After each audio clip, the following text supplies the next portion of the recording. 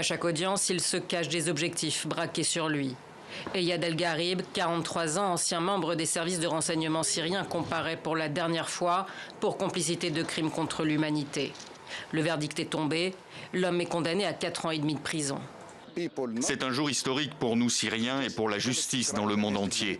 La décision d'aujourd'hui établit que toute personne qui facilite les crimes contre l'humanité, qui les soutient, n'a aucune excuse et ne peut prétendre à l'impunité. Les faits remontent à l'automne 2011.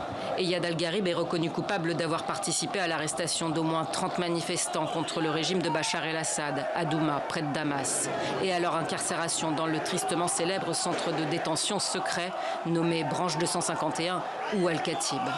Un enfer sur terre dont on ne dispose que de clichés de corps suppliciés, pris par un ex-photographe de la police militaire syrienne, exfiltré au péril de sa vie, connu sous le pseudonyme César. Comme des centaines de milliers de ses compatriotes, l'ex-agent a fui son pays. Arrivé en Allemagne en 2018, il ne cache pas son passé aux autorités. Il est finalement interpellé en février 2019. Durant les 10 mois de procès, à chaque nouvelle audience, des militants de la diaspora syrienne étaient présents devant le palais de justice, comme Wafa, dont le père a été arrêté en Syrie. Je veux que mon père soit ici, à côté de moi. Je veux que les 130 000 détenus en Syrie aient la chance de parler et de demander justice et liberté pour la Syrie. C'est la première fois dans le monde qu'une cour de justice se prononce sur les exactions commises par le régime de Damas.